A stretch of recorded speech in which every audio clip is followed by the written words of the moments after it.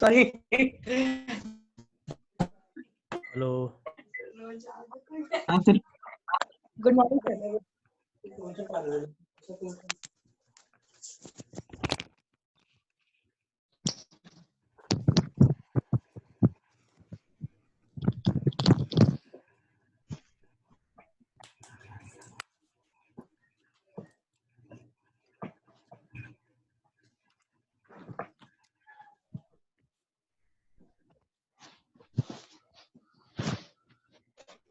Hello, आवाज आ रही है?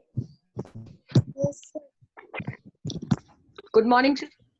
Good hello, morning sir.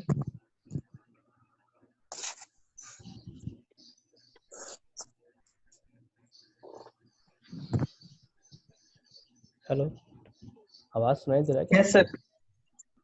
Yes sir. अरे हाँ या ना कुछ तो बोलो।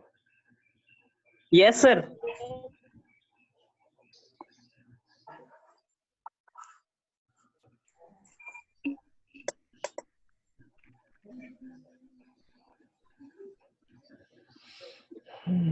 ये आवाज नहीं आ रहा किसी का भी।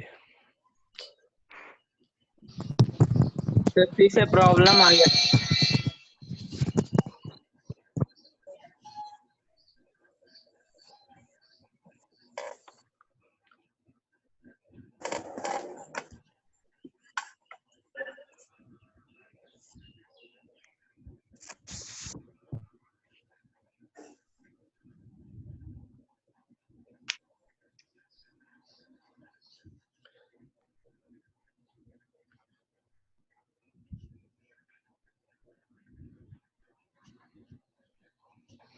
ठीक है, क्लास ले लेते हैं, फिर जूम अपडेट कर लेंगे। बिल्कुल, thanks for your suggestion.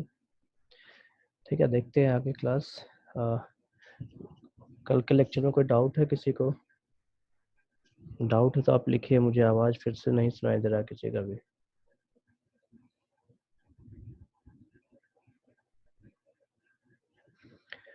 Priyanshu, empirical formula जो है वो सिंपल फार्मूला है, किसी का भी आप सिंपलेस्ट तरीके में किसको कैसे दिखा सकते हैं। जैसे आप कोई भी एक फार्मूला चूज कीजिए, ठीक है, चाहे H2SO4 हो या MgSO4 हो या फिर CaCl2 हो, तो उसको हम सिंपल वे में कितने सिंपल तरीके से लिख सकते हैं। सिंपल वे कहने का मतलब है उसका होल नंबर रेशियो आना चाहिए, simplest whole number ratio, fractional value नहीं होना चाहिए।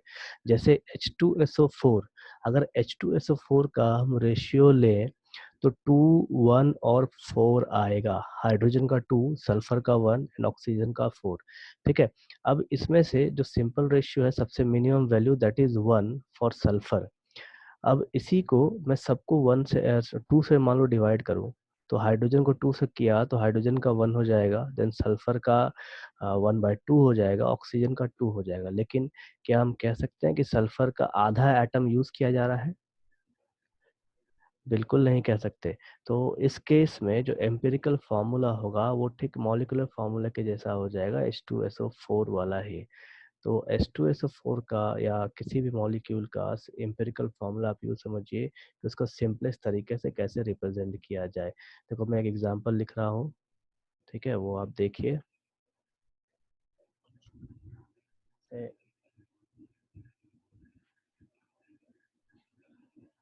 जब एग्जांपल बोला मैंने H2SO4, अगर इसका एम्पिरिकल फार्मूला लिखा जाए तो इसका सिंपल होल नंबर रेशियो होना चाहिए सॉरी 2:1:4। ठीक है, ये इसका सिंपलेस्ट होल नंबर रेशियो होगा। अभी इस नंबर को मान लीजिए 2 से डिवाइड कर दिया जाए, ठीक है, इस पूरे नंबर को 2 से अगर डिवाइड कर दिया जाए तो हमको क्या मिलेगा? 1:1/2:2। ये हमारा रेशियो हो जाएगा इस H2SO4 का। अब एक चीज देखिए, यहाँ पे क्या किया गया, हाइड्रोजन का एक एटम लिया है, देन ऑक्सीजन का 2 एटम लिया है मिनिमम, और सल्फर का आधा एटम लिया गया है। तो ये संभव नहीं है कि किसी एटम का हम आधा हिस्सा ले सके।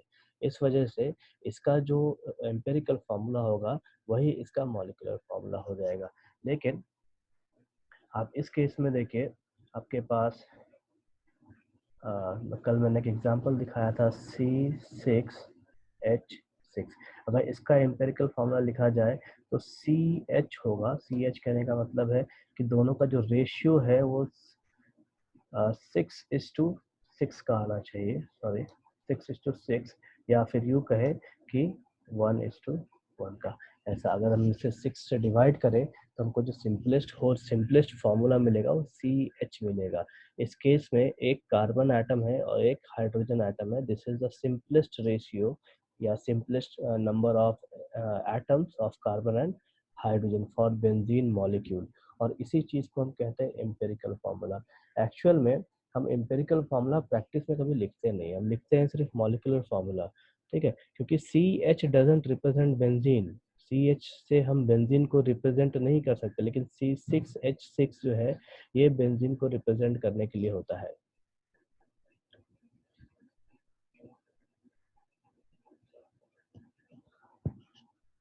ठीक है।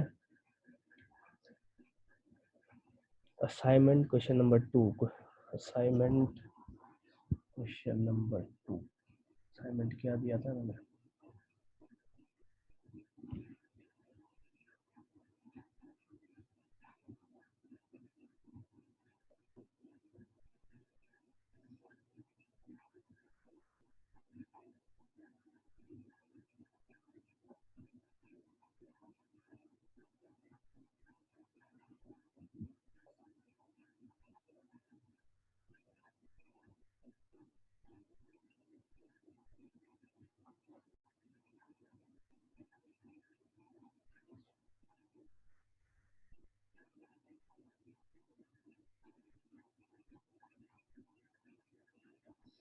क्वेश्चन नंबर 2 ये, find out volume of the following at STP।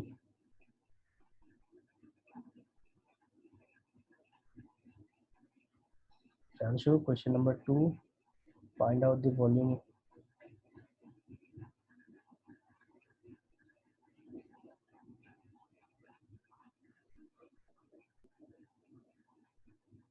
कौन सा असाइनमेंट? लेटेस्ट असाइनमेंट यही है आपका? उससे पहले वाला असाइनमेंट क्या?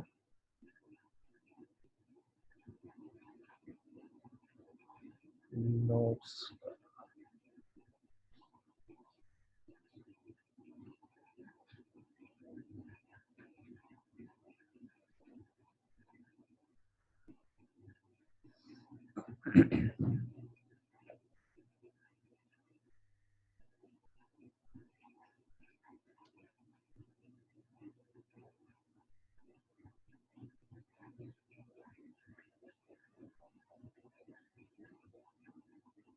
Question number 2,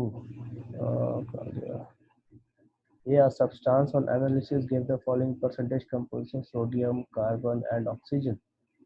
Calculate its empirical formula.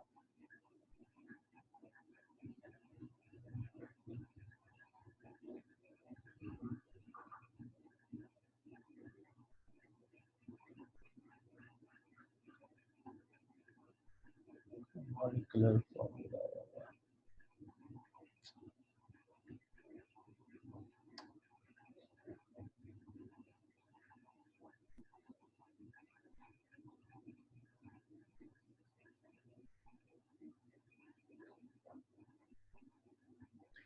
What is the simplest formula of the compound which has the following percentage composition: carbon 80%, hydrogen 20%, the molecular mass is 30. Calculate its molecular formula.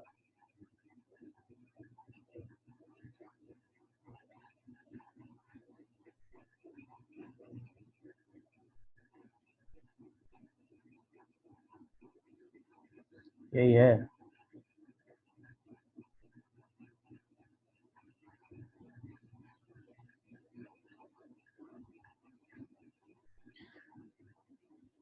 देखिए, इसमें आप table बनाइए जिसमें सिर्फ carbon और hydrogen ही होगा। जो हम लोग 3 एलिमेंट को ले रहे थे, यहाँ पे सिर्फ 2 ही एलिमेंट लेंगे, ठीक है, 80 और 20% करके।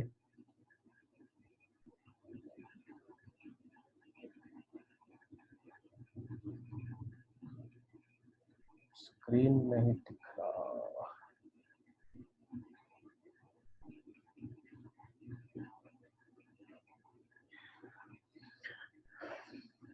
देखिए देखिए यहाँ पे काम हमको वही करना है, जो टेबल हमने बनाया था वही टेबल हमको बनाना है। इसमें से कार्बन 80 रहेगा, हाइड्रोजन हमारा 20 रहेगा। सेम चीज जो परसेंटेज हम यहाँ लिखते थे वही परसेंटेज यहाँ भी लिखेंगे टेबल में। टेबल में पहले हमने 3 एलिमेंट्स यूज किया है, यहाँ पे सिर्फ कार्बन और हाइड्रोजन ही रहेगा, ठीक है। और उसके बाद एम्पिरिकल फार्मूला मास निकालेंगे और तब जाके हम एन मॉलिक्यूलर फार्मूला निकालेंगे एन कैलकुलेट करने के बाद।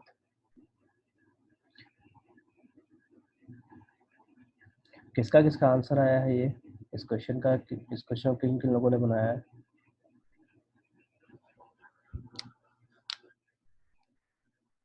कितना आंसर आया है? आंसर क्या आया है इसका?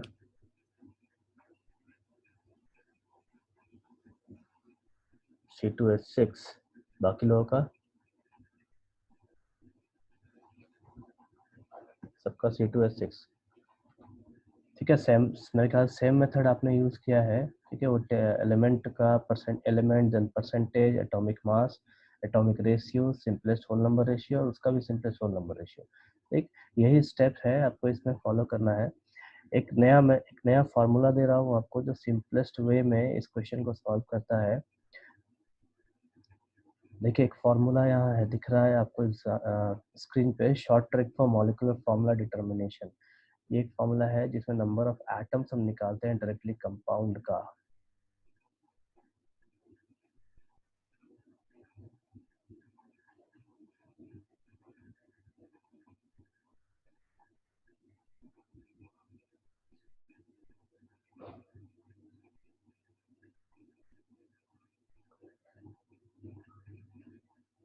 आपको जो क्वेश्चन दिख रहा है सेकेंड नंबर क्वेश्चन, उसको इस फार्मूला से सॉल्व करने का प्रयास कीजिए। देखिए कार्बन आपको 80% दिया है, हाइड्रोजन 20% दिया है, तो हमको निकालना क्या है? Number of atoms of carbon and number of atoms of hydrogen. तो इस फार्मूला से सबसे पहले देखिए, number of carbon atoms in the compound is equals to percentage of the element upon 100, मतलब 80% या 80 upon 100 into molecular mass of the compound। molecular mass यहाँ पे 30 दे रखा है, divided by atomic mass of element, मतलब atomic mass of carbon is 12।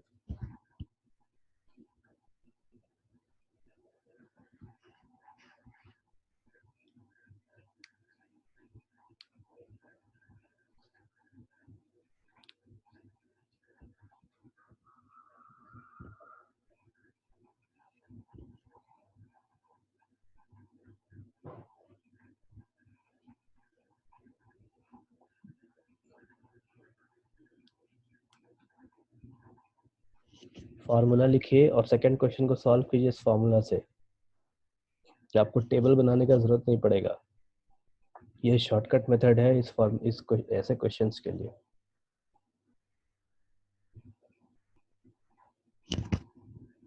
चलिए फटाफट बनाइए।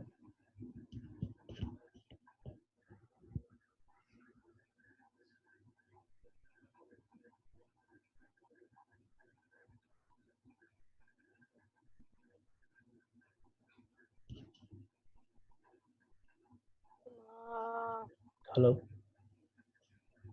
हाँ रूपम, आवाज, हेलो।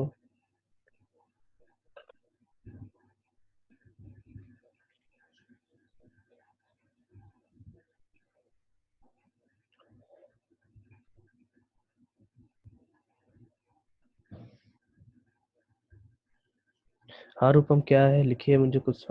2 और 6, ठीक है। Carbon 2, hydrogen 6। Same same answer आपको आएगा इसके साथ, मतलब डायरेक्टली आपको मॉलिक्यूलर फार्मूला मिल जाएगा इस फार्मूला के साथ। उतना बड़ा टेबल बनाने की भी जरूरत नहीं है। समझ में आ गया सबको फार्मूला? ठीक, नेक्स्ट क्वेश्चन शेयर कर रहा हूँ, वापस से इस फार्मूला से बनाइए। Question number 3। An organic compound on analysis gave the following data: carbon is 57.82%, hydrogen 3.6%, and the rest is oxygen. Its vapor density is 83. Find its empirical and molecular formula. देखो एक मिनट, ये question आपका table इसमें लगेगा ही लगेगा। इसके बाद वाला क्वेश्चन यहाँ देखिए, फॉर्मूला के जस्ट नीचे क्वेश्चन लिखा है, ए compound has 39.9% carbon, 6.69% hydrogen and 53.41% oxygen, molecular mass of the compound is 60, calculate its molecular formula.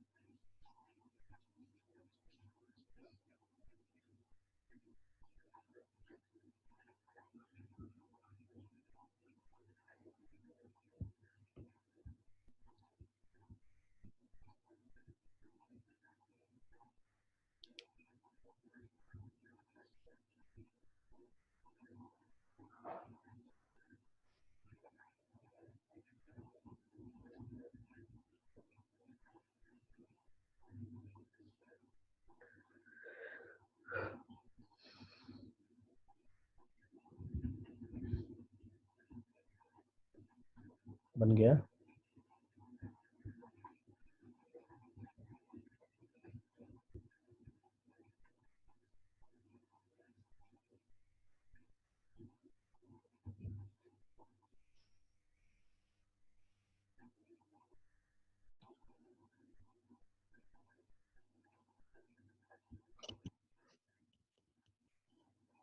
CO2 Rupam, question में हाइड्रोजन भी दिया है,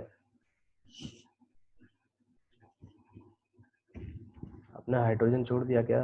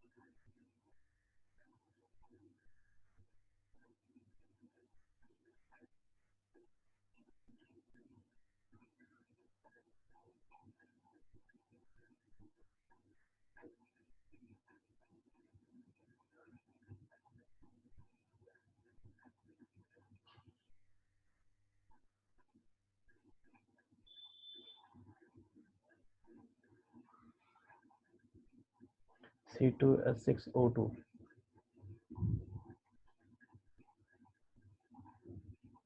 बाकी लोगों का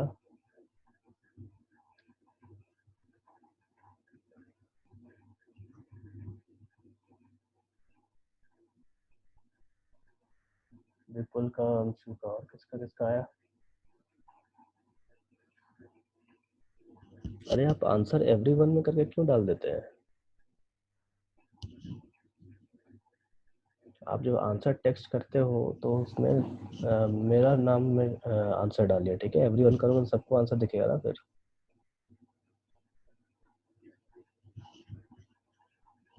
बाकी लोग का आंसर आया?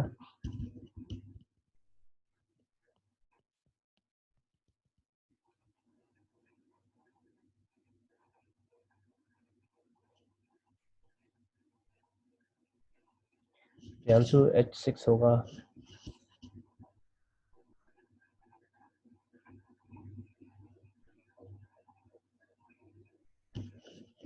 कल्पना, खुशबू,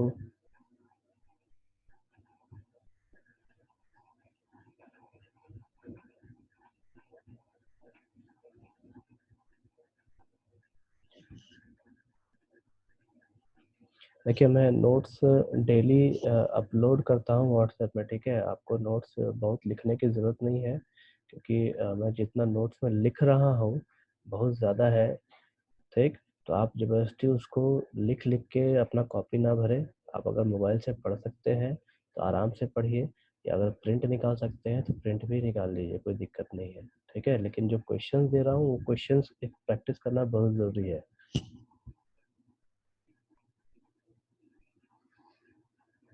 प्रियांशु आंसर चेक करो, सबका C2H6O2 आ रहा है।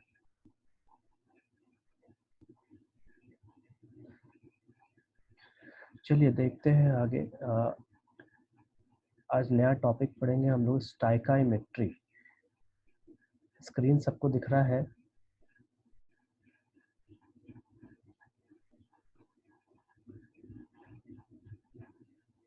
स्क्रीन दिख रहा है अगर तो यस लिखिए, तब मैं चालू करूंगा इसको। स्क्रीन दिख रहा है सबको?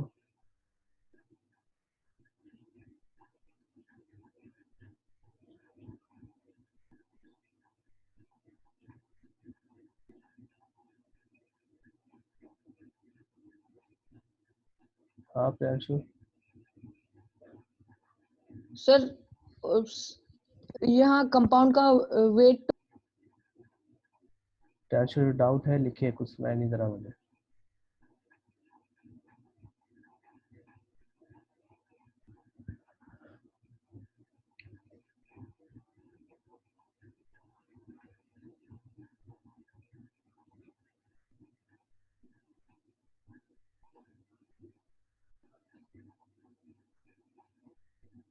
कंपाउंड का मास 60 है।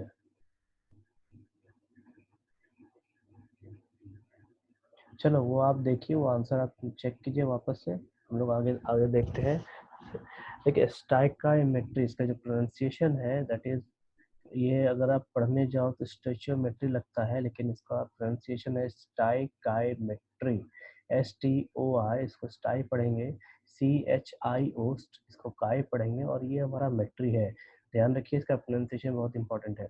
कई बार लोग चिढ़ाते भी है कि प्रोनाउंस करने नहीं आता। The word stoichiometry is derived from two Greek words, stoichion meaning element and metron meaning measure. Stoichiometry का जो मेन काम है, ये केमिकल इक्वेशंस में मास को मेजर करने के लिए यूज किया जाता है, मास एंड वॉल्यूम्स को मेजर करने के लिए यूज किया जाता है। स्टाइकायोमेट्री, ध्यान ये दिमाग में बिठा लीजिए कि स्टाइकायोमेट्री जो है आपके लॉ ऑफ कंजर्वेशन ऑफ मास पे डिपेंड करता है। पूरा का पूरा law of conservation of mass satisfy करता है ये, और उस लॉ के हिसाब से ये रिएक्टेंट एंड प्रोडक्ट्स के मास को या वॉल्यूम को कैलकुलेट करता है, ठीक है। अभी इसको कैलकुलेट करने के दो तरीके हैं। एक तरीका है, यूज करते हैं हम लोग मोल कॉन्सेप्ट, जो मैंने आपको पहले पढ़ाया है, और दूसरा तरीका है इक्विवेलेंट वेट्स को लेके, ठीक। तो इन दोनों में से एक तो हमने देखा, दूसरा हम लोग आगे देखेंगे। स्टाइकायोमेट्री क्या है? Stoichiometry deals with the calculation of masses, sometimes volumes also, of the reactants and the products involved in a chemical reaction। किसी भी केमिकल रिएक्शंस में अगर हमको मास निकालना है, वॉल्यूम निकालना है, तो उससे ये डील करता है। और एक चीज देखते हैं कि ये जो स्टाइकायोमेट्री है, ये जनरल टर्म्स को रिलेट करता है। मैंने आपको पहले ही बताया था कि इसको लिखने का तरीका वैसा ही है जो हम 9th-10th में यूज करते आए हैं, कि अगर एक एप्पल का प्राइस इतना है, 2 एप्पल का कितना होगा, अगर 100 एप्पल का प्राइस इतना है तो एक एप्पल का प्राइस कितना होगा। बस लिखने का तरीका वही है। इसमें हम यहाँ एप्पल्स और बनाना नहीं करते, हम यहाँ पे मॉलिक्यूल्स, देन एटम्स या मोल्स, इन सब से डील करते हैं। इस स्टाइकायोमेट्री के लिए एक इम्पॉर्टेंट चीज है कि आपका केमिकल इक्वेशन बैलेंस होना चाहिए। केमिकल इक्वेशन बैलेंस होगा तब जाके हम law of conservation of mass use कर सकेंगे। देखिए balance chemical equation reaction, according to law of conservation of mass, neither mass can be created nor be destroyed in a chemical reaction. हमने पढ़ा है फर्स्ट लॉ में, that is the total mass of the elements present in the products of a chemical reaction has to be equal to the total mass of the elements present in the reactants, ठीक। ये हमने first law में पढ़ सका है हम लोग। ये एग्जांपल, दो एग्जांपल दिया मैंने, 2mg + O2 gives 2mgO। देखिए यहाँ पे मैंने एरो की जगह इक्वल टू का साइन दिया है, तो केमिकल रिएक्शंस में एरो और इक्वल टू डजंट मैटर, दोनों एक ही चीज है। रिएक्शन में आप इन दोनों चीजों को आराम से लिख सकते हैं। Then Zn plus H2SO4 gives ZnSO4 plus H2। ये हिट एंड ट्रायल मेथड से बैलेंस किया जाता है। फिलहाल आपको हिट एंड ट्रायल मेथड पढ़ना है, बाकी के जो मेथड्स है वो हम आगे के चैप्टर रेडॉक्स रिएक्शंस में पढ़ेंगे। हिट एंड ट्रायल मेथड मेरे ख्याल से आप सबको आता होगा, क्लास 10th में आप जो यूज करते थे वही मेथड आपको यूज करना है।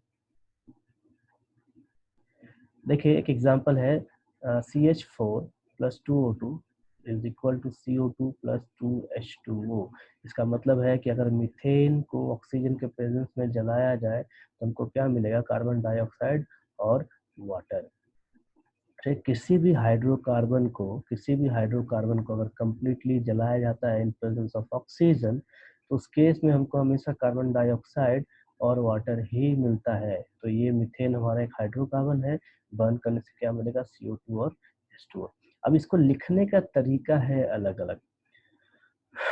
लिखने का तरीका क्या है, देखिए यहाँ मैंने 3 तरीका यहाँ लिख रखा है, तो 3 तरीका मैं बता रहा हूँ जो उसको ध्यान से सुनिएगा क्योंकि हर क्वेश्चंस में ऐसा लिखा जाता है।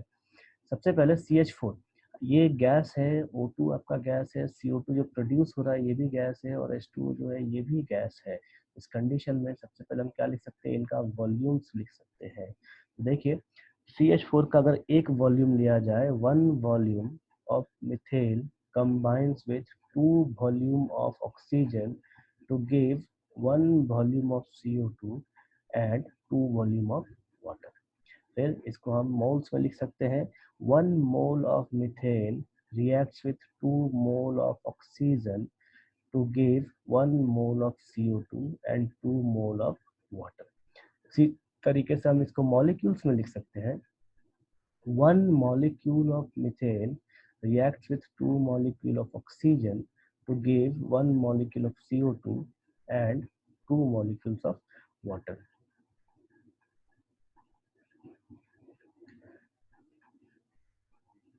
देन एक चीज और क्या कर सकते हैं, इसमें एक चेंज हम मास के रूप में भी लिख सकते हैं। मास कैसे, CH4 इसका मॉलिक्यूलर मास हो जाएगा 16, देन इसका मॉलिक्यूलर मास हो जाएगा 64, इसका 44 और इसका 18। तो हम इसको लिख सकते हैं कि 16 mass of methane, 16 gram mass of methane reacts with 64 mass of oxygen to produce 44 mass of CO2 and 36 mass of water. ठीक है, अब ये जो इतने तरीके हैं इन सभी तरीकों को स्टोइकियोमेट्री लिखना सिखाता है कि अगर एक का मास निकालना है, दूसरे का मास दिया है तो हम उसको कैसे निकालेंगे। देखिए यहाँ एग्जांपल में लिख रखा है, 1 मोल ऑफ CH4 मतलब 1 mole of methane reacts with 2 moles of oxygen to give 1 mole of CO2 and 2 moles of water. Second क्या है, 1 molecule of CH4 reacts with 2 molecules of O2 to give 1 molecule of CO2 and 2 molecules of water। तीसरा है 16 ग्राम of methane reacts with 64 gram of O2 to give 44 gram of CO2 and 36 gram of H2O। ये चीज आप किसी भी equation में apply कर सकते हैं। देखिए मैं बोर्ड शेयर कर रहा हूँ, एक एग्जांपल और देखेंगे। देखिए एक सिंपल एग्जांपल देखते हैं, जैसे आप देखो H2 प्लस O2 हमको देगा 2H2O। ठीक, अब इसको लिखेंगे कैसे, तो लिख सकते हैं कि 1 mole of H2 reacts with 1 mole of O2 to give 2 mole of water। ठीक है, ये तरीका है लिखने का। ये जो पहला तरीका है ये हम ऐसे करके लिखते हैं।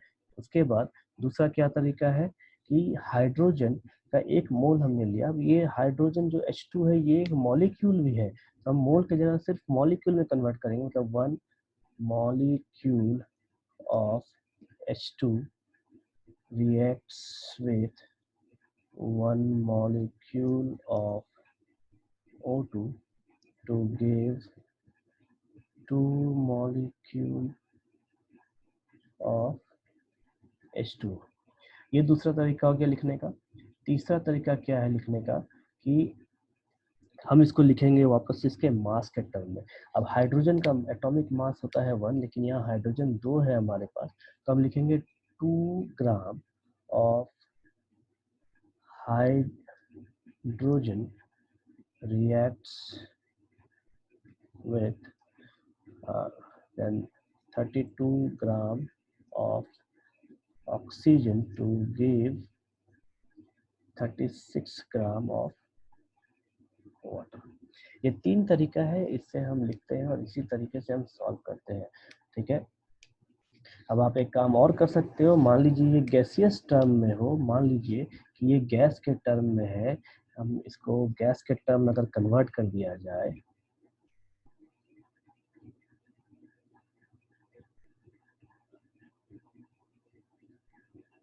ठीक, तो गैसियस टर्म में गैसेस जो है वो हम हमेशा वॉल्यूम के टर्म में लेते हैं, तो वॉल्यूम के टर्म में इसको कैसे लिखेंगे, 1 volume of hydrogen reacts with 1 volume of oxygen to give 2 volume of water। ये तरीका है इसके लिखने का।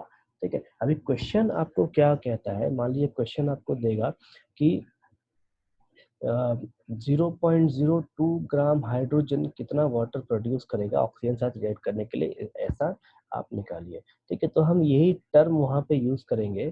देखिए, अगर कहेगा कि 0.02 ग्राम ऑफ हाइड्रोजन कितना वाटर प्रोड्यूस करेगा, तो हम कैसे उसको यूज करेंगे। मान लीजिए क्वेश्चन अगर यहीं पे बनाया जाए कि 0.02 ग्राम कितना वाटर देगा।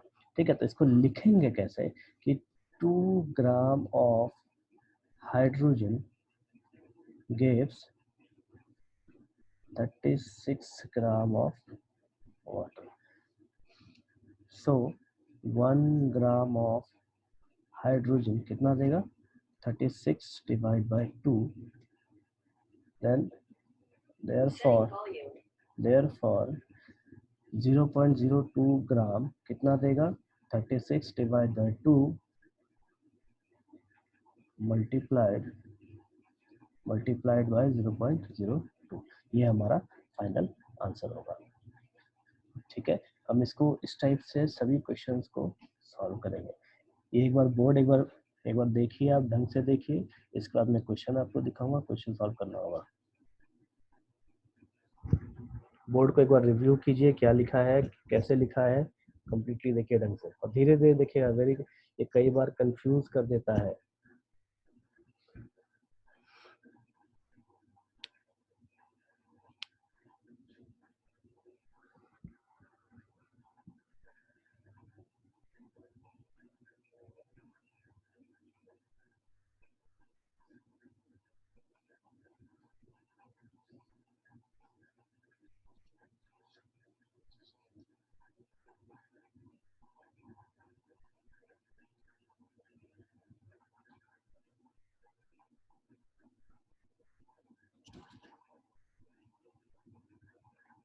Zero 0.36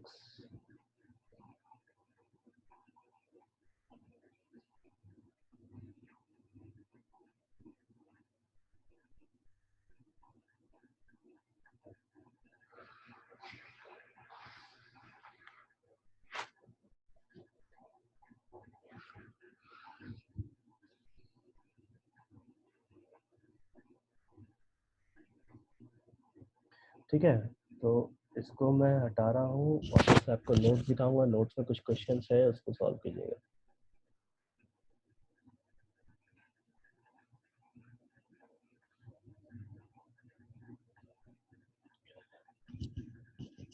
Question number 1, how many grams of oxygen are required to completely react with 0.200 gram of hydrogen to yield water। ठीक, ये आपको दिखा दी, ये आपने शायद बना लिया है, देखो ध्यान में, मेरे दिमाग में यही रह गया तो यही डला गया। अभी आप क्वेश्चन नंबर 2 बनाइए।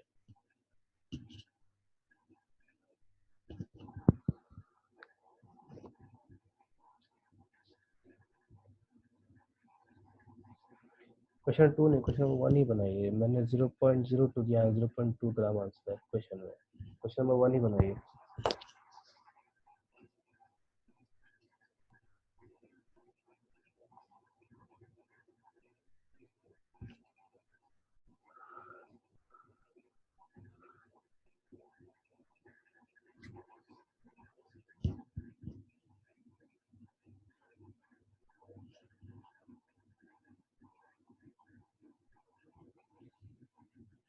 Three point six.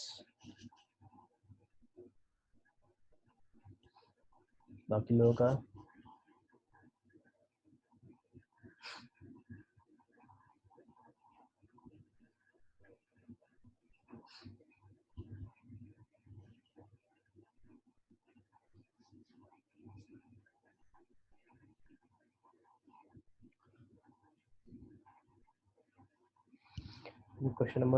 Question number 2 try कीजिए।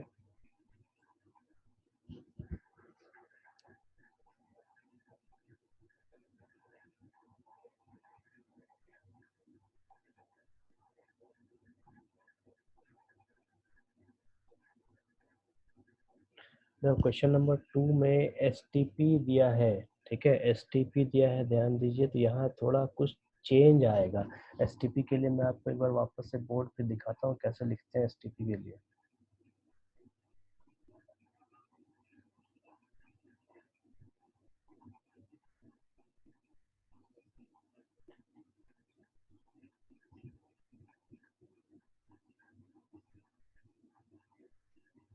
एसटीपी के लिए क्या लिखेंगे, जैसे मान लीजिए x है प्लस y है, हमको देगा मान लो z, ठीक। और z सपोज कीजिए z आपका गैस हो, जो कहता है कि ये आपका सॉरी गैस है, एसटीपी पे है, ठीक है। तो हम लिखेंगे कैसे इसको, मान लीजिए x हमारा ग्राम में हो, y भी कुछ हो और z हमारा एसटीपी पे हो, ठीक है। तो लिखने का तरीका क्या है कि n gram of x at STP gives 22.4 liter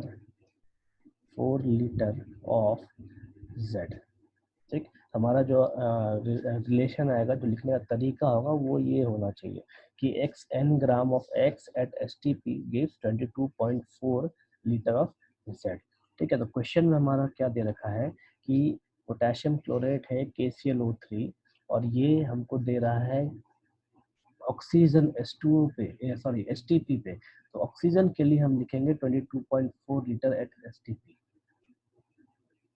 इसके बाद देख लीजिए, फिर मैं वापस से क्वेश्चन शेयर करूंगा।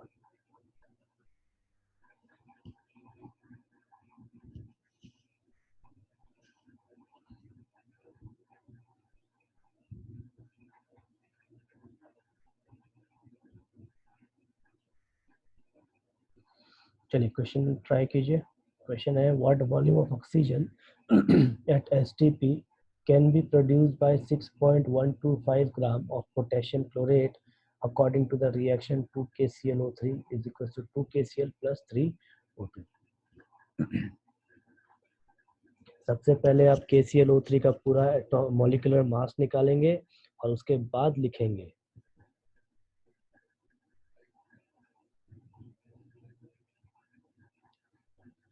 पहले KClO3 का मॉलिक्यूलर मास निकालिए।